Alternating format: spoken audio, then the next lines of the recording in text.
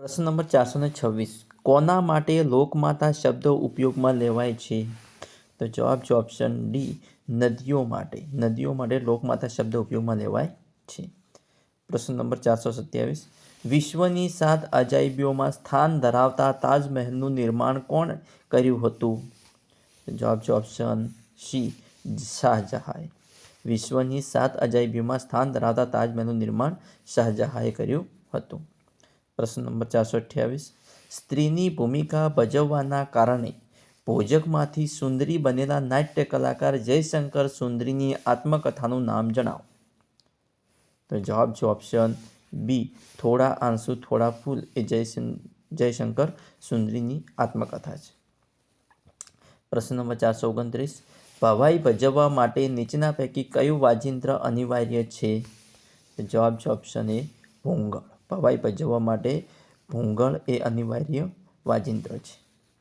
પ્રશ્ન નંબર 430 કયા પ્રકારના ગીતોને રાજ્યા કહેવામાં આવે છે? તો જવાબ છે ઓપ્શન ડી, કલ્પાત ગીતોને રાજ્યા કહેવામાં આવે છે. પ્રશ્ન નંબર 431 કડાના ડેમ ક્યાં આવેલો છે? તો જવાબ છે ઓપ્શન બી, મહીસાગર જિલ્લામાં કડાના ડેમ આવેલો છે.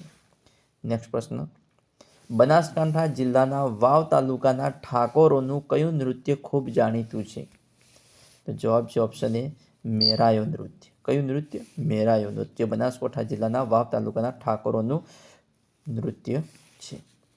પ્રશ્ન નંબર 433 કયા જિલ્લામાં શાહજહાંએ કલાત્મક મયુરાસનનું સર્જન કરાવ્યું હતું જેને નાદિર શાહ પોતાની સાથે ઈરાન લઈ ગયો હતો?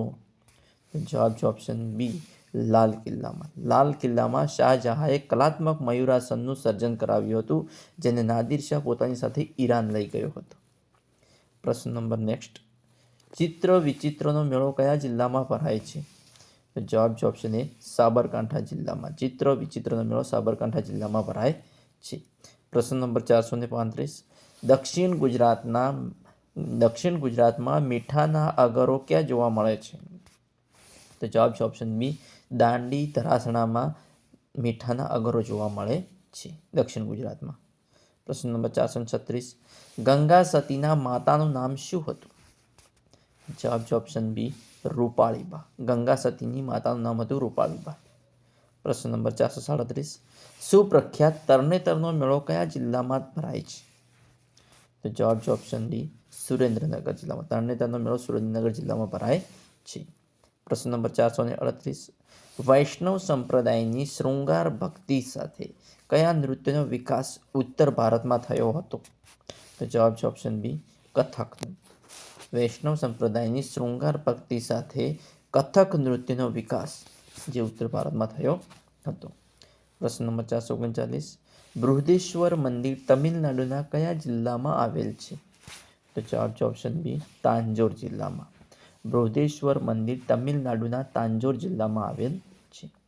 પ્રશ્ન નંબર નેક્સ્ટ રાજ્યનું સૌથી મોટું બંદર કયું છે? તો જવાબ છે ઓપ્શન બી, કંડલા. ગુજરાત રાજ્યનું સૌથી મોટું બંદર કંડલા બંદર છે. નેક્સ્ટ પ્રશ્ન ગુજરાતમાં હઠીસિંહના ડેરા ક્યાં આવેલા છે? તો જવાબ છે અમદાવાદમાં. ગુજરાતમાં અમદાવાદમાં હઠીસિંહના ડેરા આવેલા છે. પ્રશ્ન નંબર નેક્સ્ટ પ્રાચીન સમયમાં કઈ વિદ્યાપીઠ બૌદ્ધ ધર્મના હીનયાન પંથકનું કેન્દ્ર હતું? તો જવાબ છે ઓપ્શન ડી, વલભી. પ્રાચીન સમયમાં વલભી વિદ્યાપીઠ બૌદ્ધ ધર્મના હીનયાન પંથકનું કેન્દ્ર હતું. નેક્સ્ટ પ્રશ્ન યોગશાસ્ત્રના કર્તા કોણ હતા? તો જવાબ છે ઓપ્શન બી, મહામુનિ પતંજલિ યોગશાસ્ત્રના કર્તા હતા. નેક્સ્ટ પ્રશ્ન તાનારીરી મહોત્સવ કયા સ્થળે ઉજવાય છે? તો જવાબ છે ઓપ્શન બી, વડનગરમાં. તાનારીરી મહોત્સવ વડનગરમાં ઉજવાય છે. નેક્સ્ટ પ્રશ્ન બૃહદેશ્વર મંદિરનું નિર્માણ ખાલી જગ્યા શૈલીમાં થયેલ છે? તો જવાબ છે ઓપ્શન સી, દ્રવિડ. બૃહદેશ્વર મંદિરનું નિર્માણ દ્રવિડ શૈલીમાં થયેલ છે.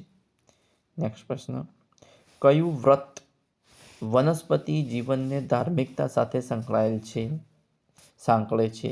તો જવાબ છે ઓપ્શન ડી, વટ સાવિત્રીનું વ્રત જે વનસ્પતિને ધાર્મિકતા સાથે સાંકળે છે. વનસ્પતિ જીવનને ધાર્મિકતા સાથે સંકળાય છે.